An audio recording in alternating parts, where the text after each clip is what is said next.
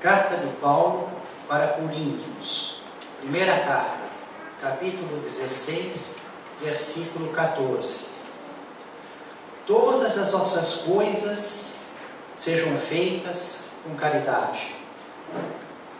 No fim desta carta, depois das saudações e de tantas circunstâncias, recomendações e comentários, Paulo enfatiza a necessidade de fazer todas as coisas com caridade. E aqui na Casa Esperança, ao entrarmos no salão, é a frase que está escrita na parede: fora da caridade não há salvação. Já falei para os senhores, em outra oportunidade, que eu estava lendo um dia a Revista Espírita, o Jornal de Estudos Psicológicos, de Allan Kardec, na Praia das Pitangueiras. Tão encantado a respeito do que Kardec escrevia sobre a caridade, e depois comentando que é tão importante para as nossas vidas, para a evolução do nosso espírito, a prática da caridade, que deveria estar escrito na parede. Escrevam pelas paredes, estejam com aquilo sempre às vistas. Evidentemente, o codificador da doutrina espírita fazia um símbolo, uma essência espiritual, mas eu levei no capricho. Fechei o livro, fui para minha casa, tomei um banho, peguei o carro, fui procurar a loja que faz a placa, está aí a placa. De início, colocamos nesta parede, em virtude da reforma do centro, da mudança do layout, com as imagens que passam das palestras, da preparação do ambiente. Então, a placa foi mudada para aquela parede. E eu gosto de olhar para ela. Eu penso em Kardec, ele escreveu lá que tinha que ter escrito na parede. Está escrito na parede. Mas hoje, vamos ver como o Espírito Emmanuel nos traz, através da produção mediúnica de Chico Xavier, no livro Pão Nosso, o capítulo 31, o título Com Caridade. E Emmanuel começa falando a respeito da questão da caridade material e ocasional e de uma caridade espiritual e contínua. Já comecei pela resposta. Toda noite hoje vamos estar vendo aspectos desse contexto. A caridade pode ser material e pode ser ocasional, mas também há a caridade espiritual e contínua. Ainda existe muita gente que não entende outra caridade. Isso já mostra que existem tipos de caridade.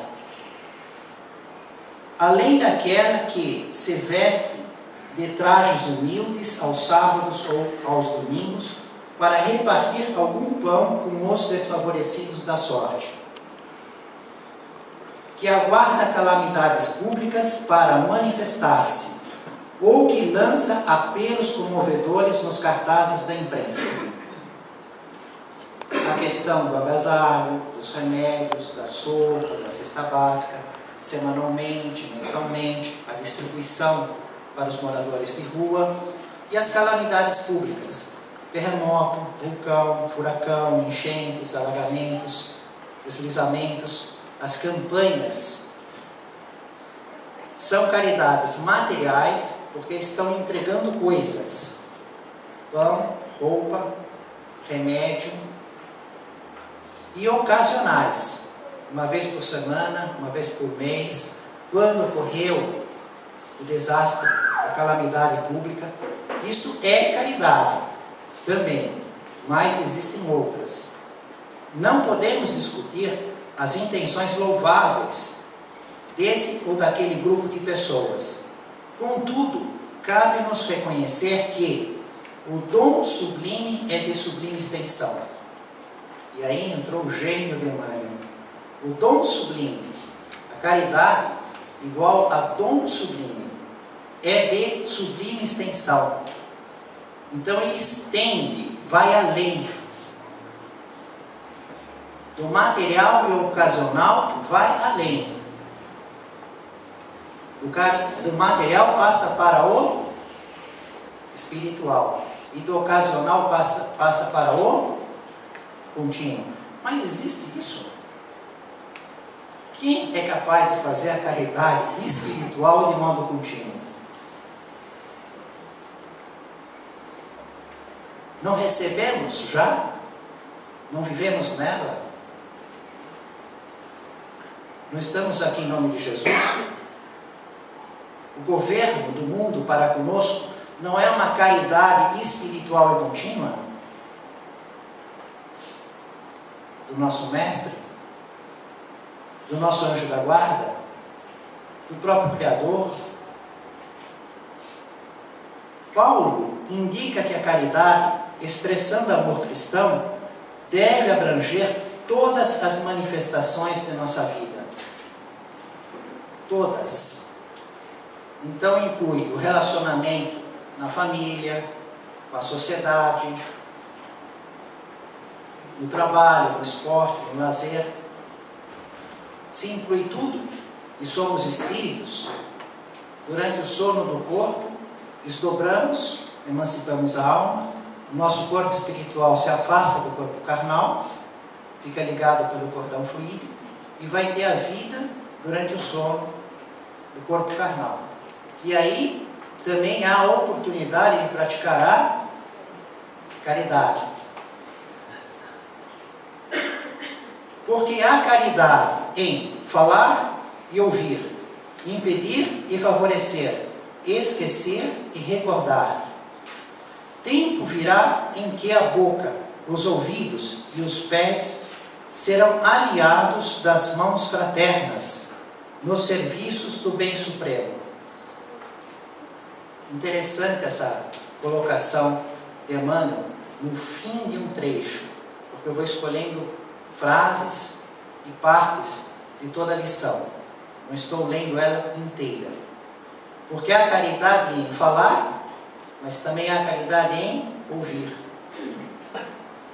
Em impedir e em favorecer. Ora, está se tomando uma decisão. Antes teve que ser analisado: vou falar ou vou ouvir? Vou impedir ou vou favorecer? Logo, existia um contexto de análise e depois uma decisão para ver o que era a prática da caridade.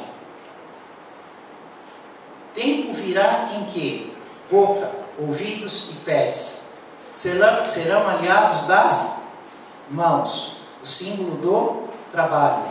As informações, o ouvido, os olhos, os pés, os caminhos, aliando com o trabalho. Ou seja, uma espécie de amplo, geral e restrito. No pensar, no falar, no fazer. Se não encontras retribuição espiritual no domínio do entendimento, em sentido imediato, sabes que o Pai acompanha todos os filhos devotadamente. E este final é muito importante, porque se fica claro a existência da caridade material e ocasional, também fica claro a existência da caridade espiritual e contínua. E fica muito claro o nosso dever, por todos os nossos meios, em realizar a caridade. Vem essa parte do final. Não podemos esperar retribuição, compreensão, gratidão, se não encontras retribuição, porque vamos realizar o esforço, realizar a caridade, mas muitas vezes não vamos ser compreendidos, não vamos ser retribuídos. Nas obras da produção mediúnica de Chico Xavier, em que o espírito André Luiz está com seus instrutores, em algumas passagens, esses bons espíritos dizem: como é difícil auxiliar quem não quer ser auxiliado. mesmo assim eles continuam auxiliando. Quem não compreende que está sendo ajudado, mesmo assim eles continuam auxiliando.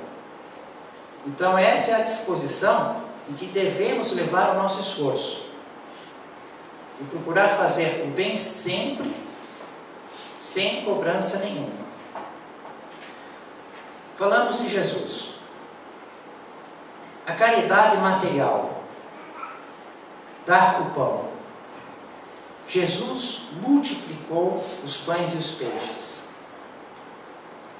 E 5 pães e 2 peixes, tocado de compaixão, Jesus multiplicou os pães e peixes.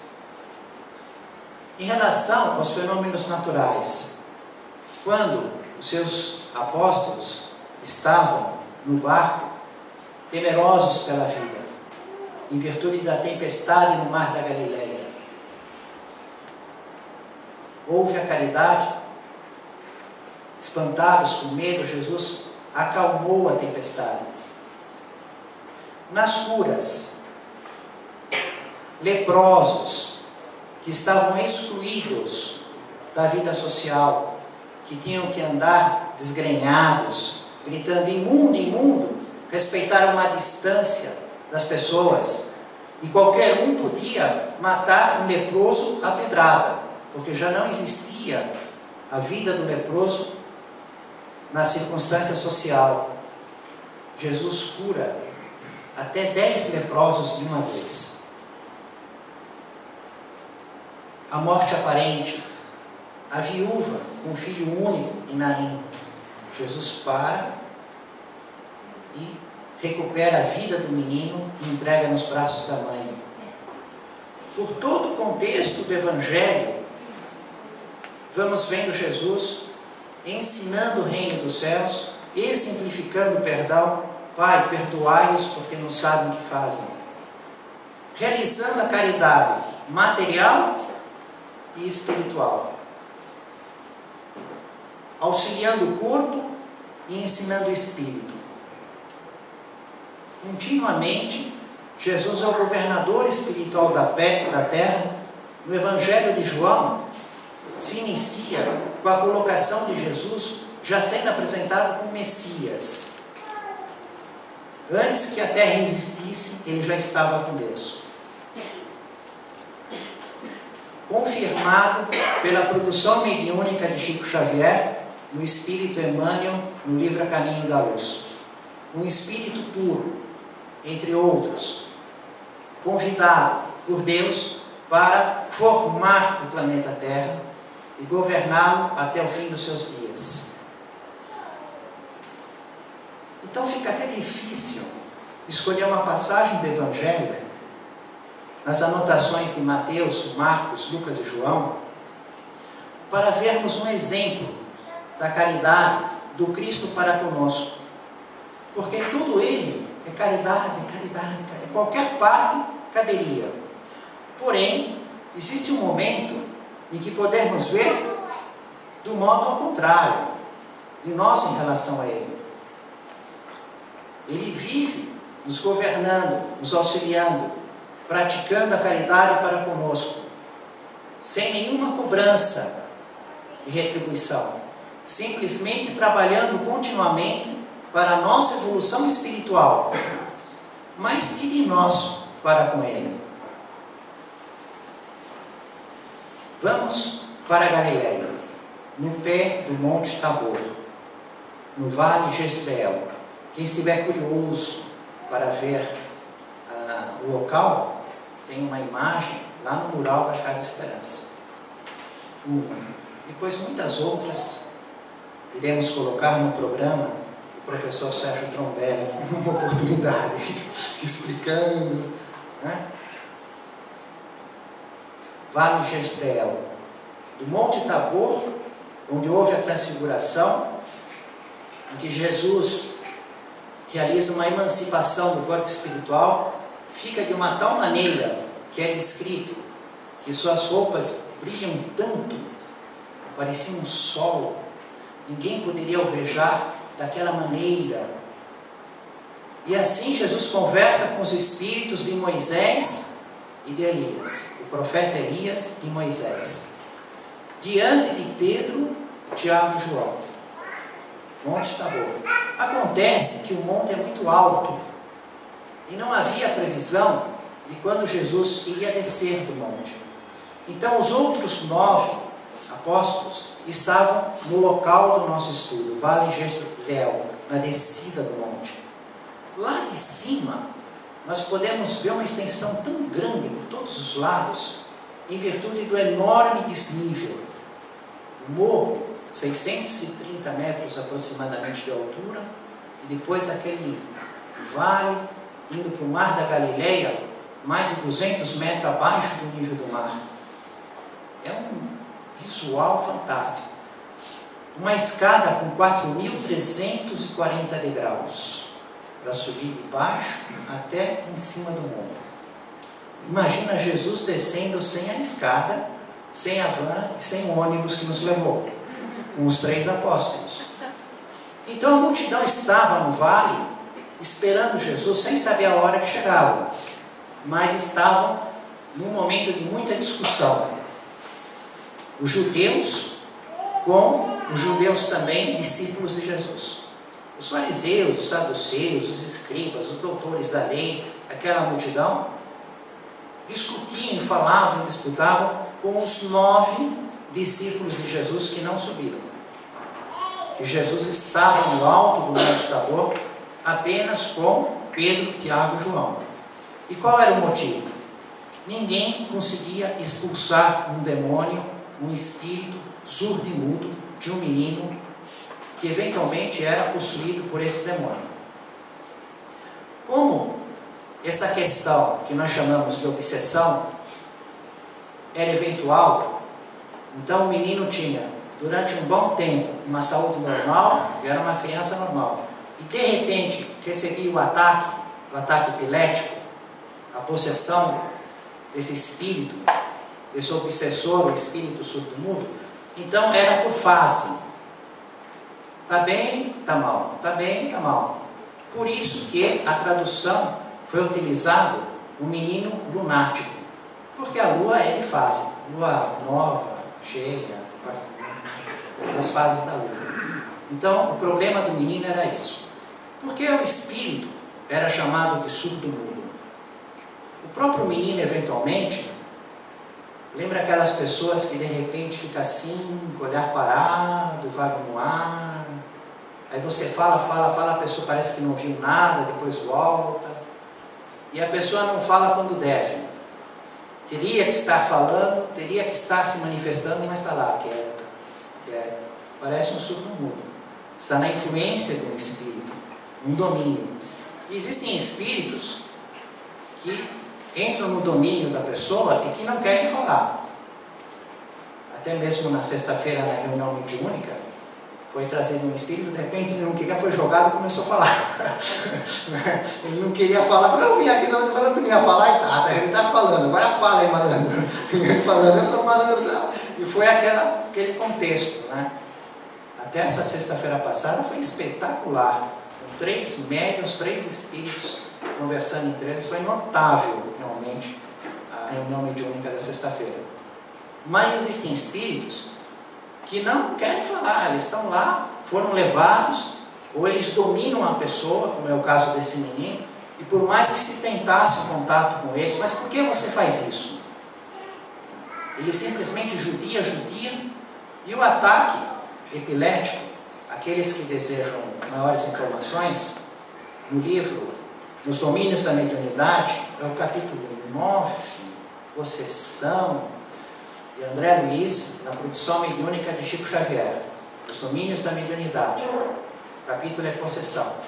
Então ele explica o ataque epilético, o primário e o secundário. O que é um e outro? Um ataque epilético, existe a presença do obsessor, do mau espírito, do dominador. Ele provoca uma luta entre corpo espiritual e corpo espiritual, e a pessoa sofre o ataque, range os dentes, espuma, se contorce e cai como morto. Numa outra circunstância, não há a presença do espírito, é só na memória do corpo espiritual. A pessoa acaba lembrando, traz de volta esse registro que está no perispírito, no corpo espiritual, e sofre o ataque sem a presença do obsessor. É estranho, mas quando ele vai explicando, como explica aquele caso, que existem pessoas que se odeiam, que se agarram, que se envolvem em lutas, na vida e na morte, então marcam de tal maneira, com tanta profundidade, com tanta força o corpo espiritual, que só a lembrança ele já entra, perde totalmente o controle dos nervos e da condição normal do corpo. São detalhes que estão lá na produção mediúnica de Chico Xavier, no livro Nos Domínios da Mediunidade, capítulo Possessão. Eu não repeti para encher o tempo com matéria, não. É porque toda vez que passamos por esse caminho, é um monte de perguntas, muita gente tem, fala e tal. É como sonhos, né? É outra coisa que sempre que entramos nesse estudo, muitos ficam interessados. Por isso que falei 2 vezes do livro. Mas o menino estava lá, e ainda esse espírito surdo-mudo, na linguagem deles, que provocava o ataque epilético, possuía o menino, ele espumava, rugia, gritava, ainda punha em risco de vida, ora jogando no fogo, ora na água. E não havia médico, e não havia exorcismo do judaísmo, de modo nenhum ninguém conseguia curá-lo.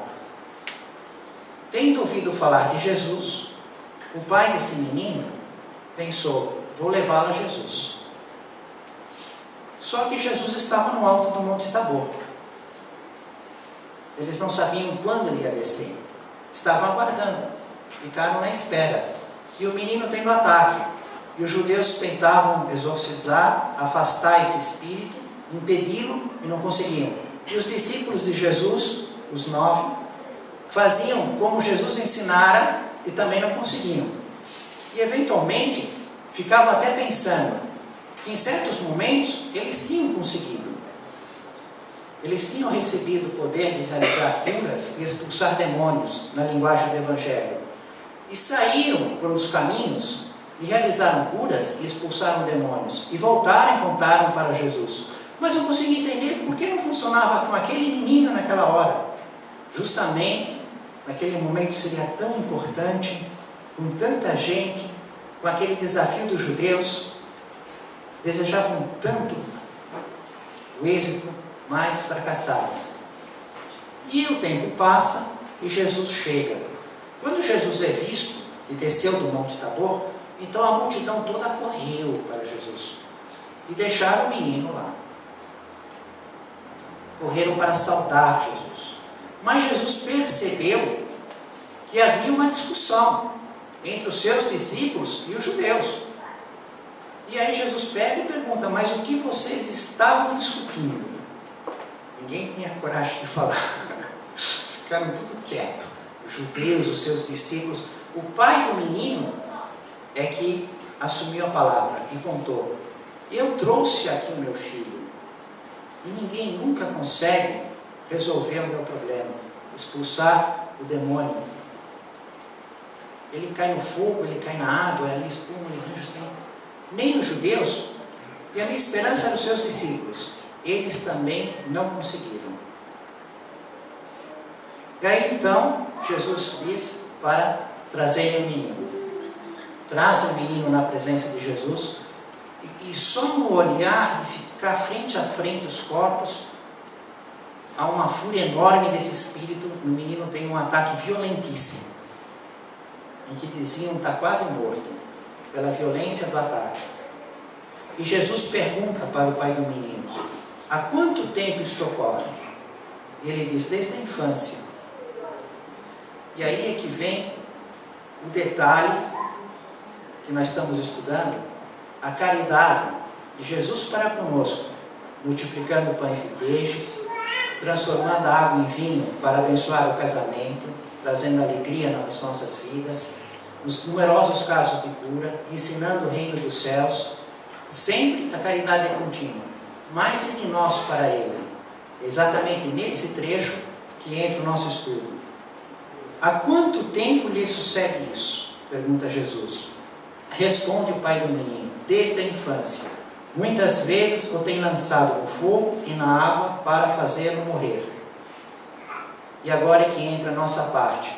Mas, se alguma coisa podes, tem compaixão de nós e ajuda-nos.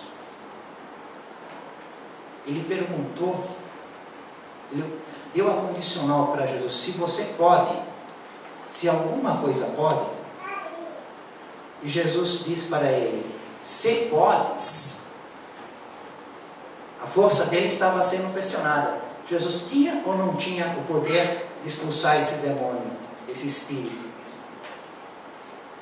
Um espírito que chega na hierarquia da evolução no máximo, a perfeição relativa da criatura, um espírito puro, tem o domínio completo das leis da natureza que transforma a matéria. Estamos longe de conhecer tudo, só um certo X. Aliás, a matéria conhecemos bem limitadamente, mesmo com todo o avanço da ciência acadêmica. E tem um poder total na hierarquia da evolução espiritual. É irresistível. Os espíritos inferiores são constrangidos a obedecê-lo. E esse poder dos espíritos puros é utilizado sempre de acordo com a vontade de Deus, no propósito do bem. Não é humilhar, dominar, se mostrar. São espíritos puros, perfeitos, na perfeição relativa da criatura. Embora, com esses detalhes, o pai do menino não tinha condições de compreensão, porque isso é explicação dos espíritos superiores na codificação espírita, isso podemos compreender nós, mas o coração dele tinha um ponto em comum com o nosso coração. Nós vamos buscar Jesus com a nossa fé. Nós acreditamos nele. É nele que nós acreditamos como o maior mensageiro de Deus, como o mais poderoso na terra. É nele. Mas nós vamos como esse pai, acreditando e descrendo um pouco. Né? Uma fé pequena, duvidando do poder do Mestre. Se podes. Tudo é possível àquele que crê. O pai percebeu o seu contexto, a sua realidade, a sua penúria, e disse imediatamente, exclamou com lágrimas: eu creio, ajuda a minha incredulidade. E é essa a nossa condição em relação à caridade que estamos estudando. Nós vivemos imersos numa caridade que flui continuamente, espiritualmente, materialmente, incessantemente, de Deus para conosco. E nós acreditamos, mas necessitamos da ajuda na nossa incredulidade, porque a nossa fé ainda é acompanhada de uma grande incredulidade. A nossa fé ainda é uma pequena fé. A nossa lealdade ao Criador ainda é menor do que o grão de mostarda. Porque se fosse só do tamanho do grão de mostarda, nós já estaríamos fazendo tudo aquilo que Jesus disse e ainda estamos longe de ter esse poder. Vamos ver um exemplo vivo, na prática, um caso que está na Revista Espírita, em 1865, e também está no livro Céu e Inferno. Esse tema caridade foi escolhido por sugestão do nosso amigo, o irmão que está aqui. Não foi sexta-feira que saímos aqui da palestra, tal, saímos lá, tal. Aí ele falou: e de segunda-feira, já está preparada a palestra? Eu falei: não, ainda vou pensar amanhã. Aí, você tem sugestão? Ele falou: tenho, caridade. Aí eu vim no nosso roteiro de seguir os comentários de Emmanuel, nos versículos das anotações de Mateus, Marcos, Lucas e João. Comecei a olhar muito com caridade, vai ser esse. Abri lá uma carta de Paulo para Coríntios, na Grécia. Falei: nossa, isso daqui veio assim, mas muito melhor do que a encomenda. Porque ontem foi 25 de janeiro, dia de São Paulo, que a igreja escolheu para venerar essa data, que é o dia da conversão de Paulo no caminho de Damasco. É a conversão de Paulo. Então foi atribuída a data 25 de janeiro. E Paulo nos lembra o livro Paulo e Estevão. E Emmanuel é o guia do médium Chico Xavier. E nós temos por escrito, na época em que o Chico estava vivo, mais do que um veículo de publicação, e também a gravação no programa Pinga Fogo, ele disse que o espírito Emmanuel, numa das vidas, foi o padre Manuel da Nóbrega. E o padre Manuel da Nóbrega foi o fundador da cidade de São Paulo. Fundador da cidade de São Paulo. Aliás, não foi por acaso. Ele escolheu uma data. Não vai ser o dia que vai ser 25 de janeiro.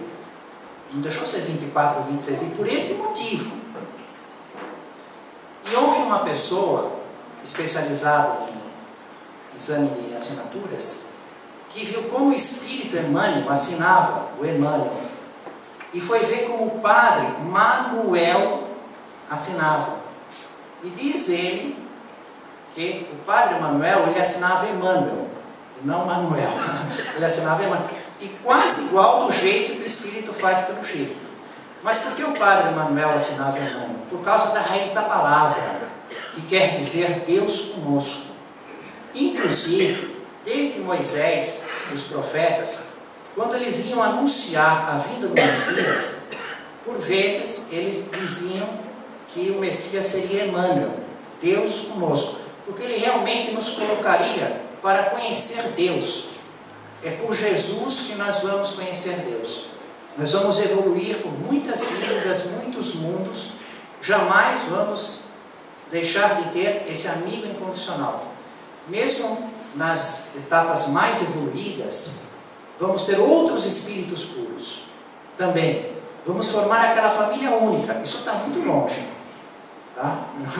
Mas é um fato que vai acontecer. E Jesus sempre estará conosco. E esse conhecimento de Deus, Deus conosco, é realmente a vida eterna, definido pelo próprio Jesus no Evangelho. A vida eterna é conhecer Deus e me conhecer, é chegar a espírito puro. Nesse sentido, porque o espírito tem a vida sem fim, eternamente vive. Mas a vida eterna é a do destino, da felicidade suprema. Então, quando eu vi a carta de Paulo, 25 de janeiro, eu falei, só falta uma coisa, vai ser dia 26 de janeiro. Né? Se eu achasse alguma coisa também que caísse 26 de janeiro, eu falei, mas eu estou querendo muito. Olhei lá no índice remissivo da Revista Espírita, de tudo que tinha sobre caridade, para trazer uma matéria, um fato. Porque se eu faço a palestra com muita filosofia, vocês dormem.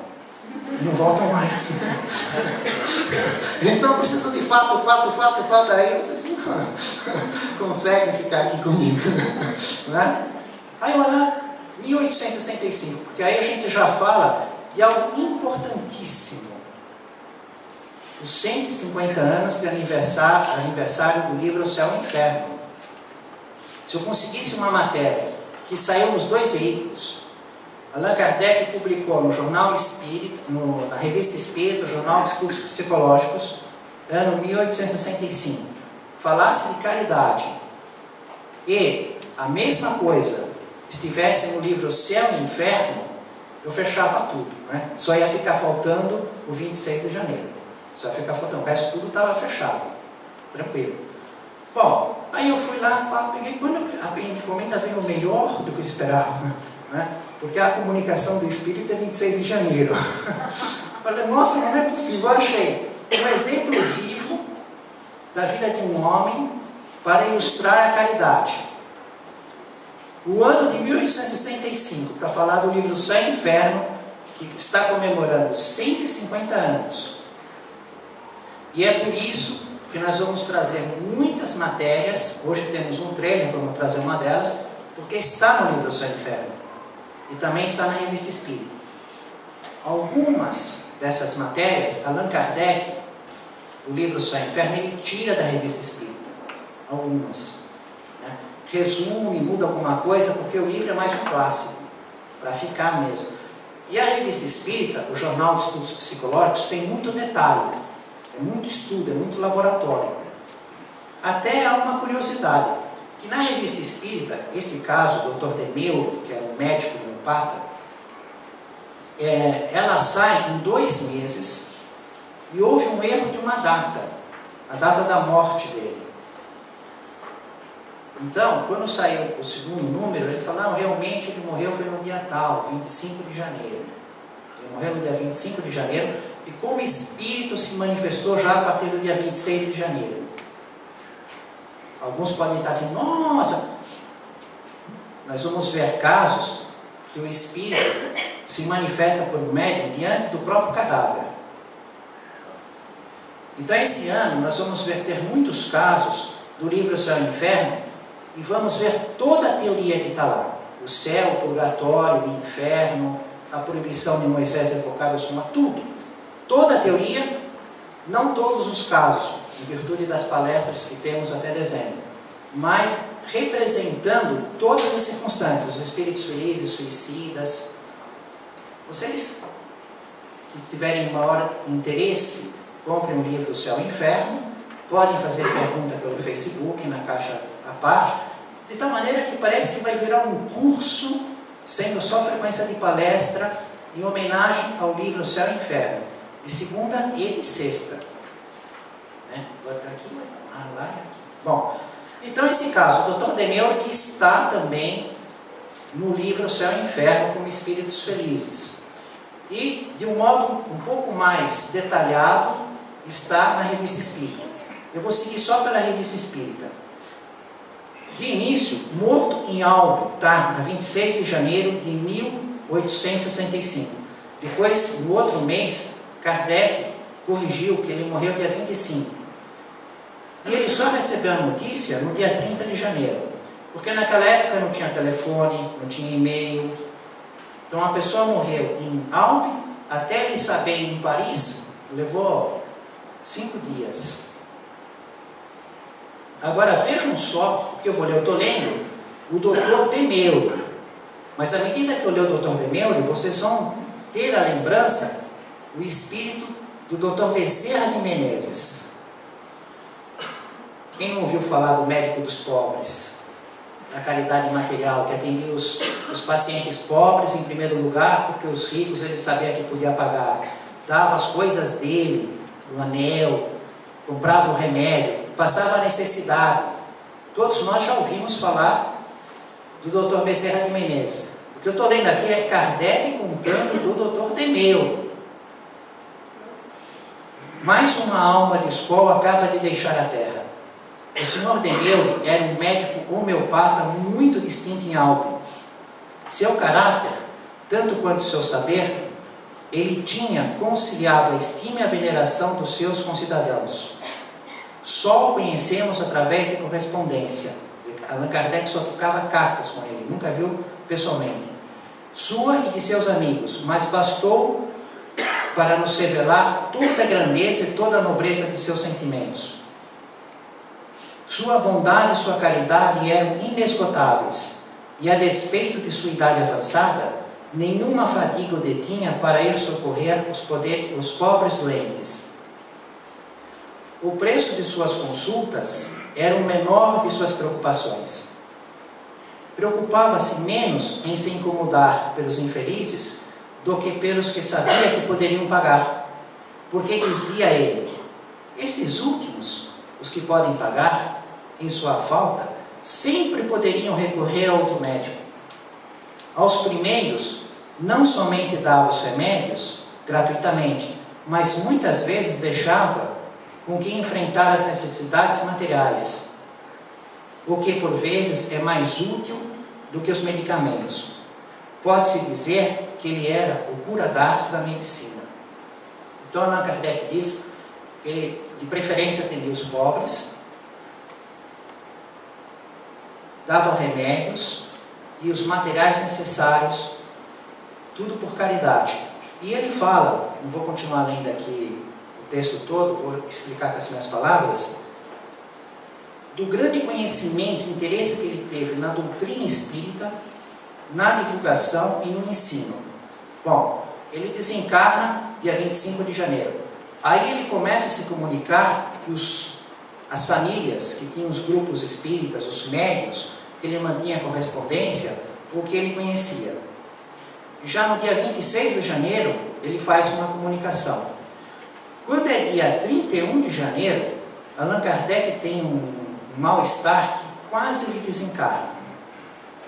Foi por um fio. E houve uma equipe de espíritos que auxiliou para que Allan Kardec não desencarnasse dia 31 de janeiro. E ele estava nessa equipe. Então, no dia 1º e 2º de fevereiro, ele faz uma psicografia, ele fala com Allan Kardec a respeito desse caso, do que ocorreu. E, inclusive, cobra muito de Kardec, para que ele obedeça às prescrições dos espíritos. Os espíritos mandaram ele queimar menos carvão, ele estava queimando muito carvão para aquecer o ambiente, e trabalhar muito menos, limitar que o excesso de trabalho poderia ser fatal. E faz outros comentários, mas que o objetivo do nosso estudo hoje é observar a caridade material que ele fazia como médico, quando vivo, né? A caridade espiritual de ensinar o espiritismo. Ele era um dos mais zelosos na divulgação, que se dedicava com afinco de explicar, de anunciar, divulgar o espiritismo. Então ele tinha tanto o trabalho material com os pobres, como intelectual com a doutrina. Por isso houve uma amizade muito grande com Kardec. Acabou de desencarnar, no dia seguinte, ele já estava se comunicando e já começou a atender aqueles que ficaram aqui e que estavam doentes, o próprio Kardec. Antes dele se comunicar, ele já foi lá auxiliar o Kardec para que ele não desencarnasse dia 31 de janeiro. E ele realiza uma outra, no dia 10 de fevereiro, que ele cuidava de uma médium sonâmbula, que tinha uma lucidez, uma evidência muito forte. E essa médium, isso quando ele estava vivo, o Dr. Demeure vivo, era como se fosse uma filha para ele. E ela teve uma entorse, estava gritando de dor. E a medicina naquela época não tinha mais como aliviar a dor dela, né? E aí, as pessoas que faziam os trabalhos com os espíritos disseram assim: vamos fazer uma evocação, vamos solicitar para os nossos guias, vamos pedir a presença de espíritos que conhecem a medicina espiritual, a medicina, para ver se ela alivia a dor. E eles fizeram essa reunião, e o Dr. Demeure foi. Só que quando ele chegou, como espírito, ele já tinha desencarnado, isso foi 10 de fevereiro, né? Ele falou: nossa, ela está assim, exatamente aquela pessoa que ele cuidava como se fosse filha quando estava vivo, que era médico dela. Só que eles não contaram para ela que ele tinha morrido. 10 de fevereiro, a senhora G. Pontinhos, né, não sabia que o Dr. Demeure tinha desencarnado. Tinha uma sensibilidade muito sensível, muito extraordinária. Estava com esse problema, não sei, eles não falaram a ela. Ninguém fala para ela, deixa ela saber, vamos esperar o momento adequado. Aí fizeram aquela reunião, e ele chegou e falou: e agora? Ela não sabe, e eu que vou fazer o trabalho. Só que ela tem um poder enorme de evidência. E se ela me ver como espírito, como é que ela vai ficar? Né? Ela vai me ver, ela pensa que eu estou vivo, eu estou morto aqui. A circunstância era essa. E aí ele começa a trabalhar no pé dela, ele trabalha 10 minutos. E ela começa a perceber e começa a querer ver o espírito. E vai vendo, mas ele se coloca numa posição de tal maneira que ela não consegue ver e identificar quem é. Né? E ele pensa: está dando certo, ela está olhando, é evidente. Né? Você tem a faculdade, não ia tentar ver, está sabendo, está tendo alívio. Ela estava ficando: nossa, que maravilha, e aquele grito, aquele coisa da dor, tudo. E o espírito lá, né? Aí ela percebeu que me parece que queria terminar e sair correndo. Aí ela: mas eu não posso deixar esse homem embora, eu vou agradecer ele, eu vou abraçar ele, eu vou beijar. Aí ele terminou, quando ele foi se afastar, ela foi ao encalço dele. E aí ela reconheceu que era ele. Aí ficou pior do que o problema no pé. Ela teve uma síncope. Aí é que a coisa complicou, né? Porque ela viu que ele, que era como um pai para ela na vida, médico dela, tinha cuidado dela como um, mas como o espírito que está cuidando de mim, morreu, está aqui, ele é o espírito, ele é o médico que está cuidando de mim. Então ela teve uma crise. Mas depois de superada essa crise, né, com a sua lucidez, ela conversa com ele, conversa com os outros espíritos. Mas o que Allan Kardec traz disso tudo aqui? É a questão do que é essa condição da caridade. Então ele trabalhava enquanto estava vivo, velho, não alegava fadiga, nada, ele trabalhava até a morte, sem cobrar, de preferência para os pobres, dava as coisas, dava remédio. Morreu, o que ele faz? Continua trabalhando continuamente. E na comunicação que ele dá, ele diz que agora que ele está no mundo espiritual, que para ele é uma delícia maravilhosa, porque ele pode percorrer as distâncias, não tem mais aquela condição de velho, de senil, aquela doença que levou ele para a morte.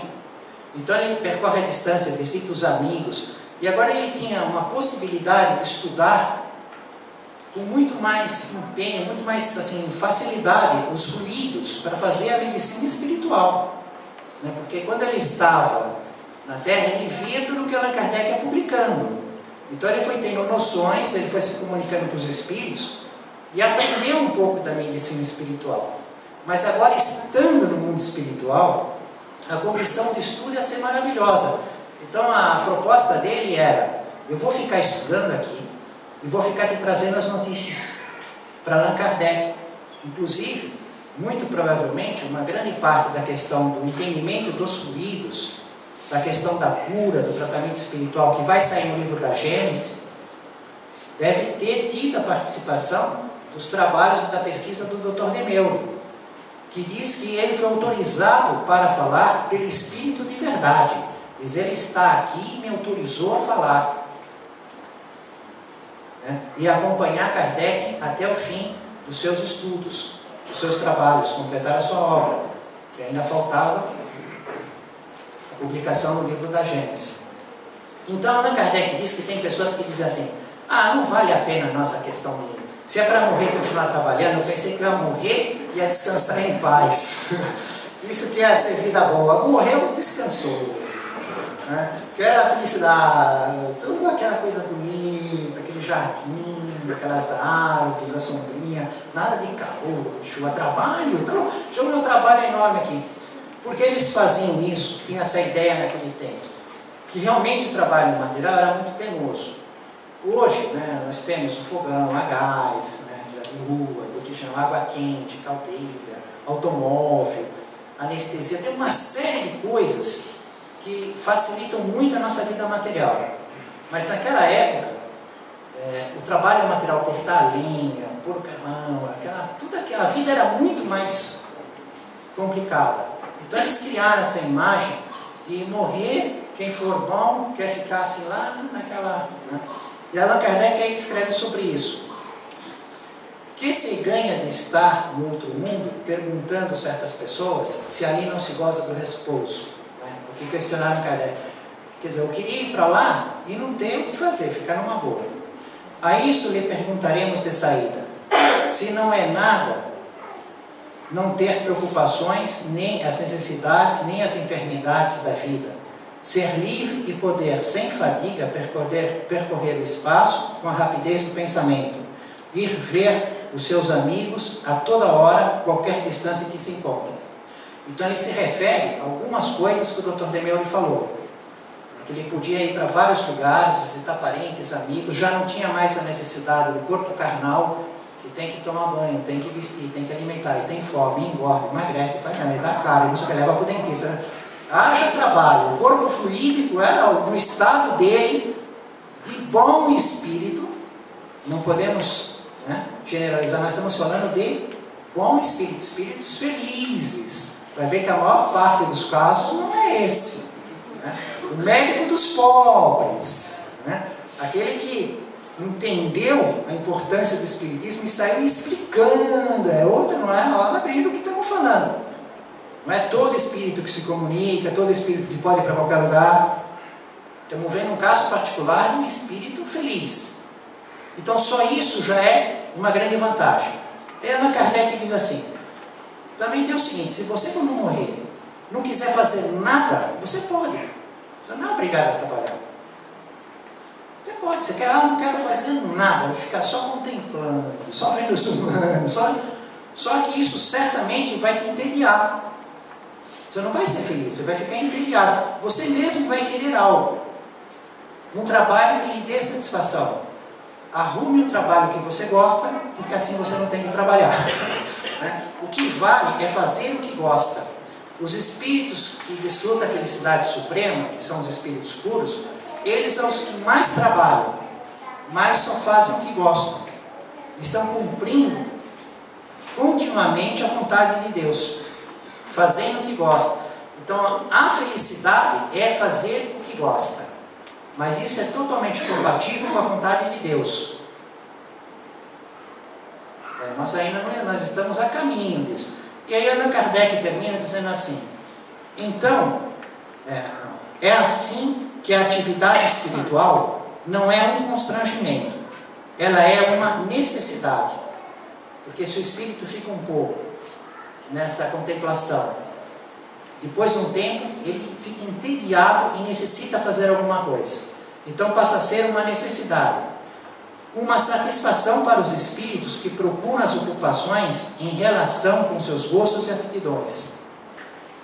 Passa a ser uma satisfação para os espíritos que vão procurar ocupações com relação aos gostos e aptidões.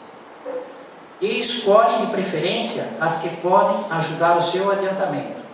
Então eles observam onde é o limite deles, do saber e da moral, o que eles gostam de fazer, e se oferecem para fazer aquele trabalho, e aquilo ajuda os outros a aprender a sentir alívio e eles evoluem.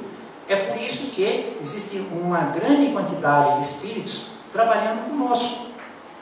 Conosco, eu digo, com todos os centros espíritas cristãos e com todas as igrejas irmãs sinceras, em todos os lugares, porque é uma ocupação útil. Eles observam a condição do conhecimento, do trabalho, buscam uma evolução, e isso é que dá alegria, felicidade para eles. Quando eles realizam algo, sentem aquela satisfação por verem que aprendemos, estamos recebendo alívio nas dores físicas, afastaram obsessores, aquela briga de corpos, afastaram, separaram os corpos, e se adiantam, e vão assim de degrau em degrau, degrau, degrau, nessa escada incomensurável da terra que nos leva ao céu. Em nossa reflexão final a respeito da caridade, vamos pensar num conto que está no livro Luz Acima, que o Espírito, Irmão X, nos trouxe pela produção mediúnica de Chico Xavier. Se passa com o irmão de Pedro, André, que vai na casa de Pedro, onde está Jesus. E Jesus sempre convidava as pessoas, como nos convida também, recebemos sempre esse convite, de trabalhar na Boa Nova. E André, então, o que faz? Naquela época, andando pelos lugares de Israel, conhecendo todas as pessoas, ele conhece 3 homens prodígios, notáveis, espetaculares. Eles tinham fenômenos de ver, ouvir e escrever. Isso tudo estava muito provado. Eles conseguiam ver coisas, espíritos, as coisas da proposição, as coisas do templo, dos sacerdotes, descobriam as coisas que estavam ocultas, revelavam os sonhos que aconteciam, interpretavam corretamente, conseguiam saber o que estava escrito nos papéis à distância. Eram fenômenos notáveis. Então André ficou tão entusiasmado com esses homens, que, nossa, eu vou levar eles, convidá-los, vou apresentar para Jesus. E certamente eles vão ser convidados pelo mestre a participarem desse trabalho da Boa Nova, com esse poder que eles têm, com essa capacidade, o espírito deles, esse poder anímico de ver, ouvir e escrever. Como pode escrever tão maravilhosamente bem assim? Como pode ouvir dessa maneira? Como pode ver provando? E convida os 3 e vão lá os 3, Jacob, Mené e Moabe. Vão os 3 na casa de Pedro. E aí os 3 contam os detalhes. Contam detalhes que vão provar, dão o nome dos romanos, dos pagãos, dos outros judeus, o que eles fizeram. André fica cada vez mais entusiasmado na sua ingenuidade. Nossa, está vendo esses homens com esses homens é que o serviço da Boa Nova vai deslanchar. Agora sim nós vamos ter divulgadores e propagadores que têm aquele peso. E Jesus ouve, eles falam, aí Jesus lança um olhar, não diz uma palavra, lança um olhar em interrogação para ver a condição deles participarem do trabalho. E um deles, o Jacob, diz: mas eu trabalho na casa do Romano fulano de tal, o meu salário é gigante. E eu vou poder trabalhar, mas só quando tiver folga, e ninguém pode saber. Que se souberem lá que eu estou me envolvendo com vocês, eu vou ser despedido. E eu não posso perder esse dinheiro de jeito nenhum, que eu sustento minha família com ele. Aí Jesus olha para o outro, não fala nada. O outro diz assim: bom, eu vou trabalhar até o meu sogro não morrer. Porque você herdeira de uma fortuna gigante, um homem tem comércio de perfume, está bem doente, quase na hora. Eu vou vir algumas vezes até ele morrer, depois vou administrar essa herança fabulosa. E também tem que ser como o meu colega aqui, ó, totalmente no anonimato, porque se me virem, o meu sogro me tira da herança. Eu vou ser herdeiro de tudo, né? Só tem a filha dele, eu estou casado com ela, não, isso é uma fortuna. E o outro, Moabe, diz assim: eu estou participando do movimento revolucionário.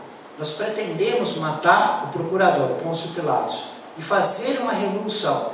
E quando isso der certo, eu vou ter um cargo de alto destaque. Então, eu posso participar também quando não estiver participando do trabalho político, e também ninguém pode saber de nada, porque se me vir envolvido com vocês, essa gente aí simples, humilde, sei que era filho de caminho. Né?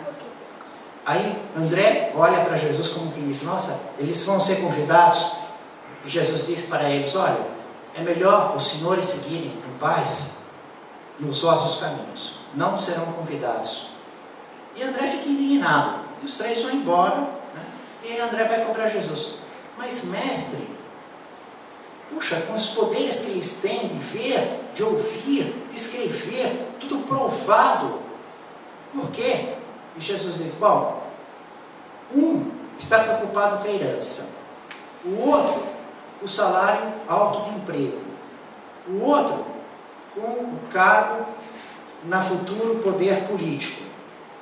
E eu estou procurando pessoas que queiram trabalhar de acordo com a vontade do Pai. Em primeiro lugar, com caridade. Todas as coisas sejam feitas com caridade.